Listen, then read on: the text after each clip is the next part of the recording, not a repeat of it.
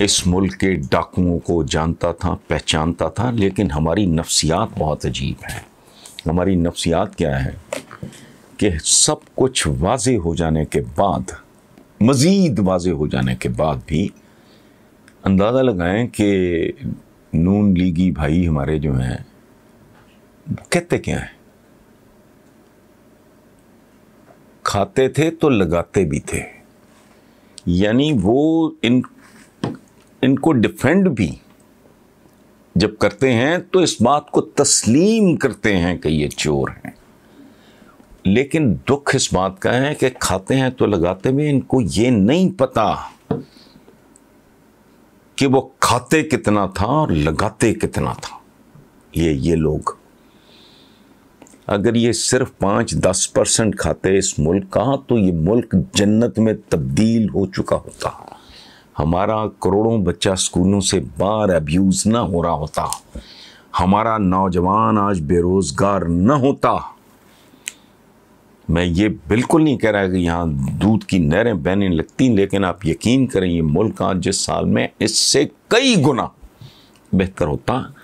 इन्होंने लगाया बहुत कम, खाया बहुत ज़्यादा, और लगाने के पीछे भी बुनियादी तौर पे जो मोटिवेशन थी वो इसलिए थी कि जब आप लगाते हो तभी तो खाते हो।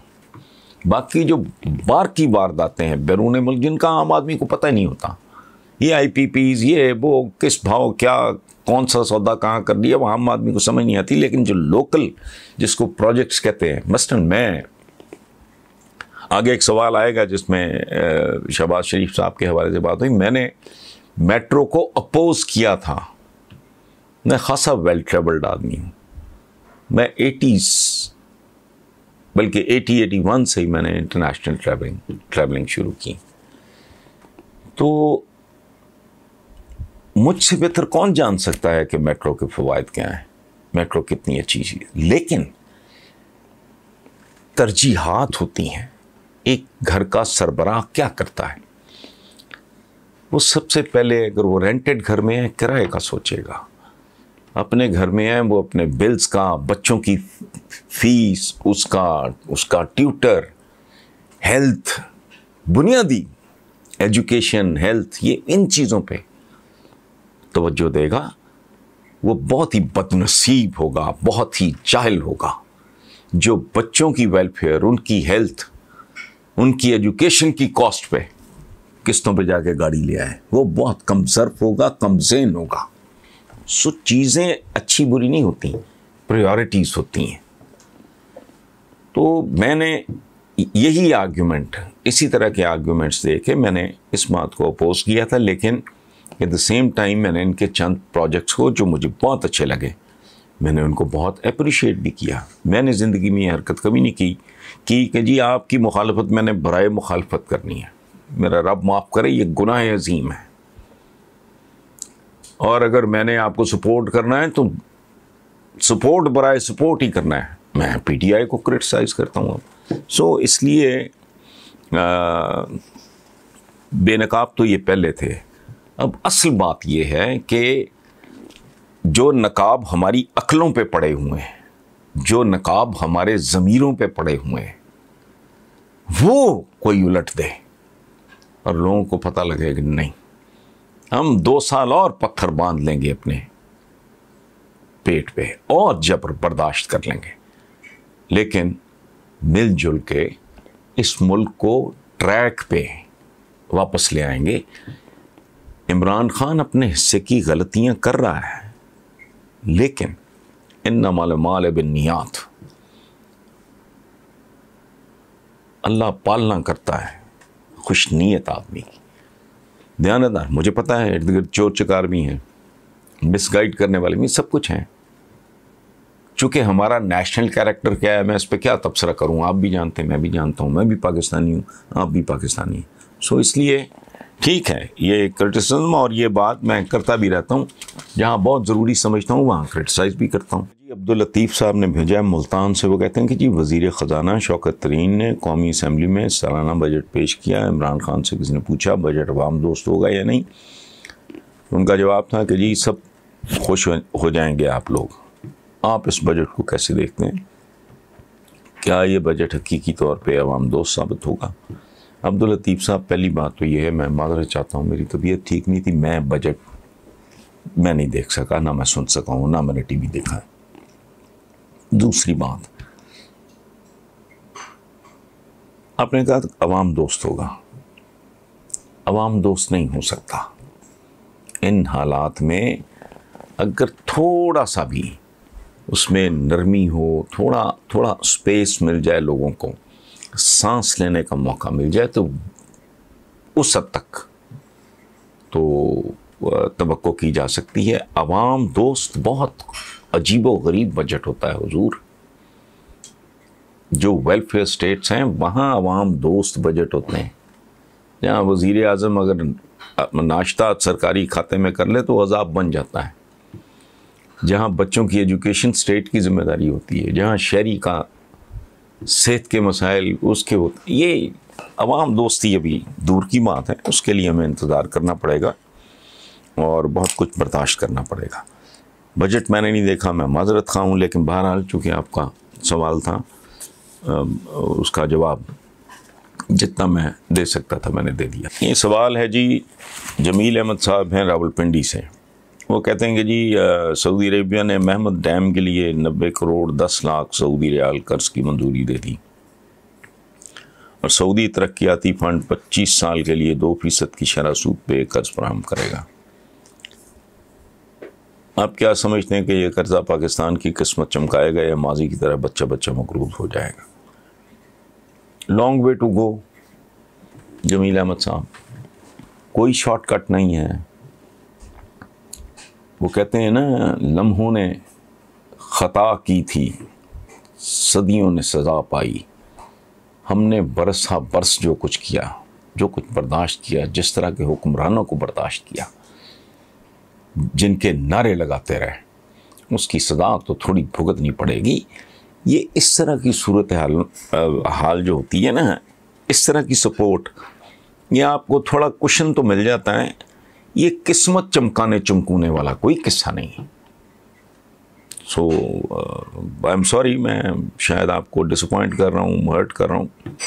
तो ये सपोर्ट है, भीख है, मदद है, इमदाद है, तो बजाय इसके कि जो मुल्क जिसके बारे में हम आपस में कहते हैं और तो कोई नहीं कहता, इस्लाम का किला है, तो इस्लाम के किले से तो फिर पता नहीं किस किस को सपोर्ट और मदद मिलनी चाहिए थी। ये तो खुद कशकोल लेके अब तक फिर रहे हैं और ख़ासी देर इनको फिरना पड़ेगा जब तक हम खुद कफ़ालत की मंजिल हासिल नहीं कर लेते।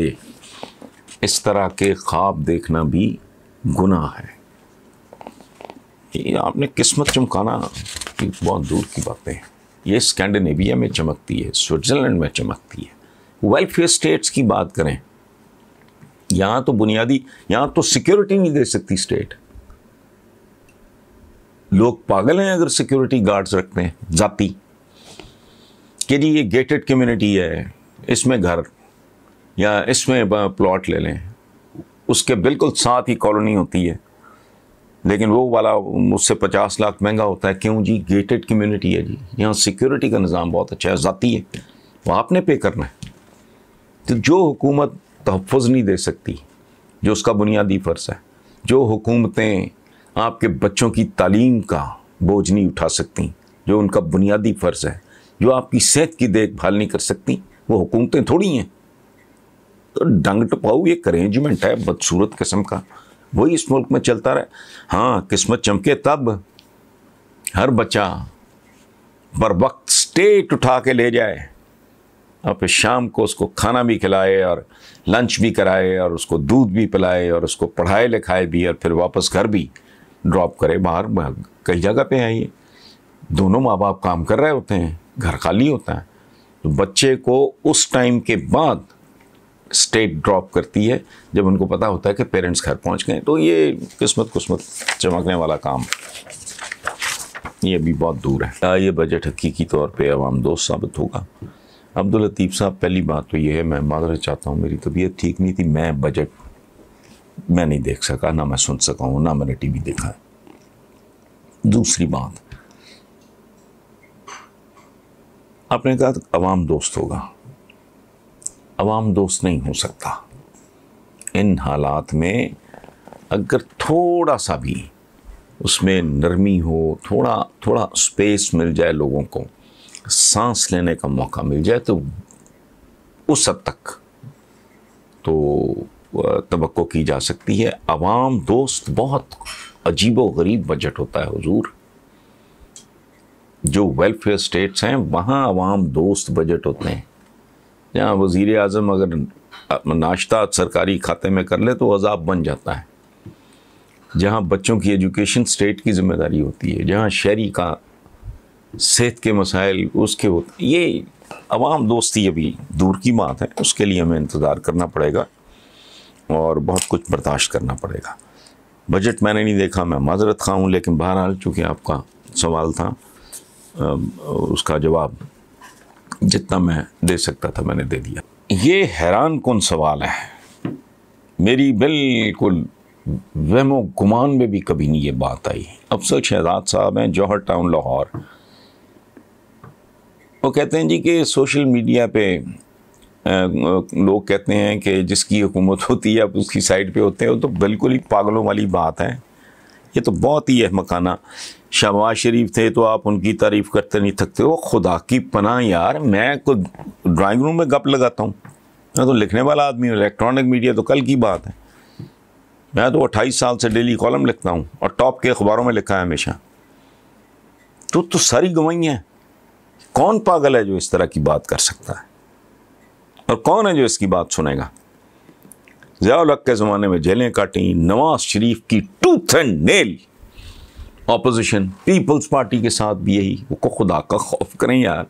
अच्छा, इंतहा ये है कि पीटीआई जिसको मैंने सपोर्ट किया इक़्तिदार में आने से पहले, ऑल आउट, सारी दुनिया जानती है। ये कौन है जो इस तरह की, मतलब झूठ बोलने की, बकवास करने की भी कोई हद होती है। मतलब कोई रीजनेबल सी बकवास हो तो बंदा सुन लेता है। तो जिन लोगों को मैंने सपोर्ट किया, मैं तो अब क्रिटिसाइज़ करना शुरू हो गया हूँ। 1 साल बमुश्किल हुआ था पीटीआई की हुकूमत, जब मेरे बेशुमार जो कॉलीग्स हैं, दोस्त हैं, उन लोगों ने कॉलम लिखे कि इससे बड़ी गवाही क्या हो सकती है कि हसन निसार जैसा बंदा भी इनको क्रिटिसाइज़ करने लग गया। तो भाई मैंने तो ज़िंदगी में कभी ये सोचा ही नहीं, मेरा तो कभी किसी के साथ कोई ताल्लुक़ नहीं रहा। हैरत अंगेज़ बात आपने लिख दी। अफसर शहजाद साहब पता नहीं कौन पागल होंगे, उन्हें कहें कि 2-4 मिसालें। हाँ, शहबाज शरीफ की देखें, 2 चीज़ों को मैंने सपोर्ट किया था। मैंने उनकी जितने प्रोजेक्ट्स हैं, ये मेट्रो शेट्रो ऑरेंज ट्रेन, मैंने उसकी धज्जियाँ उड़ा के रखनी थी। हाँ, जब उन्होंने पंजाब फूड अथॉरिटी कायम की और उसने कारनामे दिखाने शुरू किए, एक बच्ची होती थी, मैं नाम भूल गया उसका, आयशा मुमताज़ नाम था। और जब बड़े बड़े ये फने खान नंगे होने शुरू हुए कि फला फैक्ट्री में जी वो रोज़ इतने हज़ार या महीने में इतने लाख लीटर जाली दूध बन रहा है केमिकल से। अच्छा, बड़े बड़े जो यहाँ फूड की चेन से मैं नाम नहीं लेना चाहता, अच्छा नहीं लगता, उन पे छापे पड़े, अंदर से गंद निकला। उनके मुलाजमीन जो थे वो किसी को जरकान हुआ, मैं को जॉन्डस वॉन्डस पता नहीं, इस तरह के नेल्स गंदे। अच्छा, बड़े बड़े मशहूर रेस्टोरेंट्स MM आलम रोड के और इधर उधर जब उन्होंने छापे उधेड़ना इनको शुरू किया, तो मैंने बहुत अप्रिशिएट किया कि लोग एजुकेट हो रहे हैं। यानी मैं खुद बेवकूफ़ बन रहा था कि मैं देख के कि ये फ़ॉरेन चेन है, अच्छा बच्चों को इजाज़त थी कि भी ठीक है वो होम डिलीवरी है, मंगवा लिया करो। पता लगा वहाँ भी गंद है, चूँकि वो हमारे पास आ गए हैं ना, यहाँ वो हमारे कल्चर में आके ये जो बड़े मशहूर नाम हैं, ये बर्गर शर्गर जो बेचते हैं, तो मैंने अपने घर में बैन कर दिया। और मेरे दिल में ये पंजाब फूड अथॉरिटी के लिए बाकायदा दुआ निकली कि मैं जो एक मुनासिब सा एक पढ़ा लिखा आदमी हूँ, मुझे भी एजुकेशन की ज़रूरत थी जो मुझे पंजाब फूड अथॉरिटी ने दी। इस मुल्क में करोड़ों लीटर दूध केमिकल से बनता है, जगह जगह छापे और ये वो सिलसिला चल रहा है। उस ज़माने में उनके एक डीजी थे नूरुल अमीन, अब वो लोकल बॉडीज़ के सेक्रेटरी हैं। उनको मैंने, फिर वो बाद में आए उनके कैप्टन उस्मान जो आजकल कमिश्नर हैं लाहौर के, तो मैंने इन लोगों को दिल खोल के सपोर्ट किया, ये बिल्कुल ठीक है। लेकिन ये कहना है कि मैंने शहबाज शरीफ की गवर्नमेंट को, यार कोई तो बंदा शर्म हया करता है। पता नहीं कौन होंगे जो लोग ये बात करते होंगे, कभी उनसे पूछ लें कि यार कोई पुरानी कोई 2-4 कॉलम ही रिप्रोड्यूस कर दो ना, कोई बात करो, सवाल ही नहीं पैदा होता, फजूल बात। फैज़ान अमजद हैं जी, बादामी बाग लाहौर से। वो कहते हैं कि आपने इकोनॉमिक्स पढ़ी है, आप बता सकते हैं कि बेरोज़गारी कैसे ख़त्म हो सकती है। पाकिस्तान के वसाइल पे जिन चंद फ़ीसद लोगों का कब्ज़ा है, उनकी मुनसिफाना तकसीम कैसे मुमकिन है। फैज़ान साहब, मैंने इकोनॉमिक्स पढ़ी ज़रूर है, लेकिन मैंने प्रैक्टिस नहीं की। ये मेरे वालिद अल्लाह उन्हें करवट जन्नत नसीब करे, वो समझ लें कि मुझ पे मसलत की गई थी। मैं तो I wanted to become a writer, मैं इस काम में आना चाहता था, वही मैंने किया ज़िंदगी में, मैंने प्रैक्टिस नहीं की। तो एक बंदा जिसने MBBS किया हो, वो सारी ज़िंदगी प्रैक्टिस ही ना करे, मेरी तरह बूढ़ा हो जाए तो उससे को कहे कि डॉक्टर, वो तो ज़ाहिर है। सो मैं क्वालिफाई नहीं करता, लेकिन बुनियादी एक बात कॉमन सेंस की आपने खुद ही ना वे उसका जवाब भी दे दिया है कि पिछले दिनों एक बैनुल अक़वामी इदारे का था कि पाकिस्तान के 50% से ज़्यादा वसाइल पर चंद फ़ीसद लोग काबिज़ हैं। अब जब तक मुल्की वसाइल की मुनसिफाना तकसीम नहीं होती, जिनको इमरान खान माफिया कहते हैं, और माफियाज हैं, कार्टेल्स हैं, ये सारा कुछ है, जब तक इनसे नहीं निपटा जाता, जब तक आपका टैक्स का सिस्टम, करप्शन, लूट मार, ये बेशुमार, और ये रातों रात इस सिस्टम में तो मुझे होता दिखाई नहीं देता। थोड़ी सी इम्प्रूवमेंट आ जाएगी इमरान खान के जुनून और पागलपन की वजह से, इस सिस्टम के अंदर रहते हुए। ये सिस्टम वजह ही उन लोगों ने किया है जो बदमाश हैं। ये बदमाश में बतौर गाली नहीं इस्तेमाल कर रहा है, ये गाली नहीं है। हर वो शख्स बदमाश है जिसका माश बद हो, जो हराम खाता हो या एक्सप्लॉयटेशन करता हो अवाम की, मुल्क की या मुल्की वसाइल की, उसका ज़रिया जो भी हो, अगर वो इस्तेहसाल कर रहा है तो वो बदमाश है, चूँकि उसका माश बद हो गया। वो आपके सवाल में ही आपने ख़ुद इसका जवाब दे दिया है कि अगर मुल्क की वसाइल की तकसीम, और एक बात आप याद रखें, आपने कहा है कि बराबर तकसीम, मैंने लफ्ज़ मुनसिफाना इस्तेमाल किया है, बराबर नहीं होते इंसान, ये प्लीज़ आप ज़हन में रखें। ये मसावात का एक बड़ा ही आमियाना और सतही और बाजारी तसव्वुर है। क्या कोई पैगंबरों की बराबरी कर सकता है? क्या हम अजीम साइंसदानों की बराबरी कर सकते हैं? क्या हम अजीम स्पोर्ट्समैन की बराबरी नहीं कर सकते? बहुत बड़े जो राइटर्स हैं, मैं तो वारिस शाह के पाँव की खाक नहीं हूँ। कहाँ गालिब, कहाँ शेक्सपियर, कहाँ मिल्टन, कहाँ मैं, बराबरी नहीं।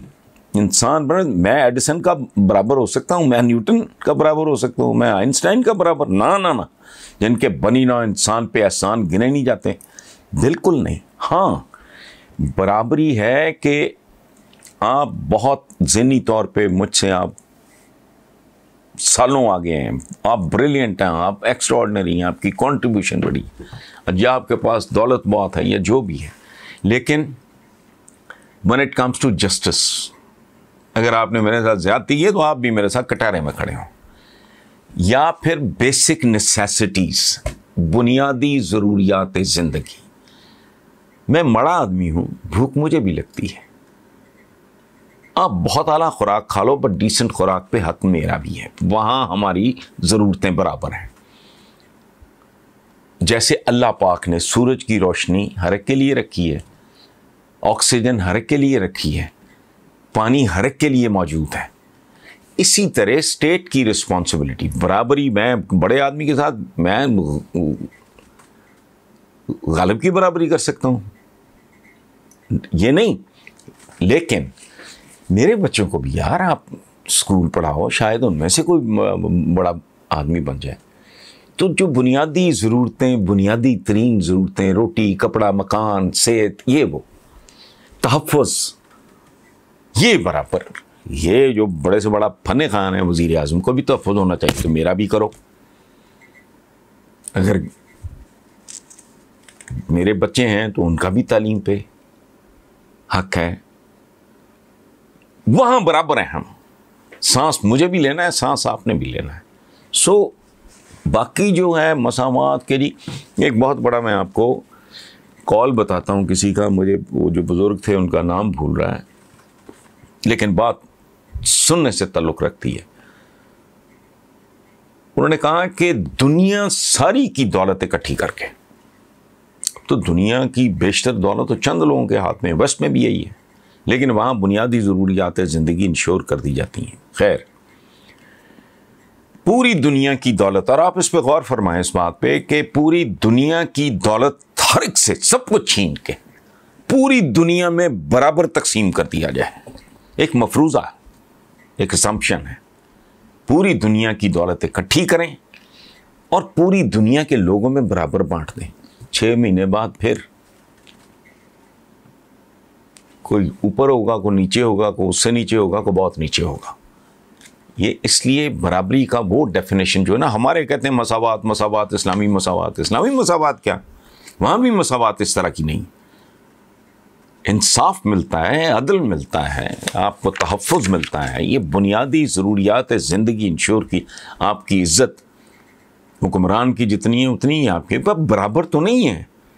क्या हज़रत उमर बिन अब्दुल अज़ीज़, हज़रत उमर बिन ख़त्ताब, हज़रत उस्मान गनी, हज़रत अबू बकर सिद्दीक़, या और जो तारीख़ के, क्या बाकी उस वक्त के लोग उनके बराबर के लोग थे? हरगिज़ नहीं। हर इंसान को अल्लाह पाक ने कुछ दिया है। जो साइंटिस्ट की बराबरी इस आज की दुनिया है क्या? हम और आप चंद नाम हैं जिनकी वजह से ये ज़िंदगियाँ गुजार रहे हैं, वरना मैं अक्सर कहता होता हूँ बत्ती बाल के बनेरे होते रखनी है, कुएँ होते थे, या यूँ करके हाथ करते हैं, या टच सिस्टम है, या वैसे ही हाथ नीचे रखो पानी आना शुरू हो जाता है। को तसव्वुर है 100 साल पहले बड़े सगीर के लोगों ने जब ये देखा था हैंड पंप, तो उसको बम्बा कहते थे, पागल हो गए थे देख के, कुएँ खोदते थे, फिर वो इस तरह। ये कुछ लोगों के एहसानात हैं, बिजली है, ये को मजाक है। आग है, हाथ लगाते हो, एक बटन दबाते हो, अपन चलना शुरू हो जाता है। यार सुभान अल्लाह, छोटे काम है ये मुझसे हैं। तो हमारे यहाँ तो मुहावरे क्या है, आग लैंड आई तो घर वाली बन बैठी। वो गाग नहीं होती थी घरों में। ये 100 साल पहले का, ये जो आज पाकिस्तान है 73 साल तो इसको हो गए, ज़रा पता तो करें था क्या? ऐसा नहीं, बराबर शराबर नहीं होता इंसान, लेकिन when it comes to his self respect, उसकी इज्जत, उसकी जो बुनियादी ज़रूरियात है ज़िंदगी, वो सबको, आप बहुत अच्छा खाएं, आप बहुत अच्छा पहन लें, लेकिन कपड़ा तो मेरे तन पे भी, मुझे भी ठंड लग रही है, इससे ज़्यादा कुछ नहीं।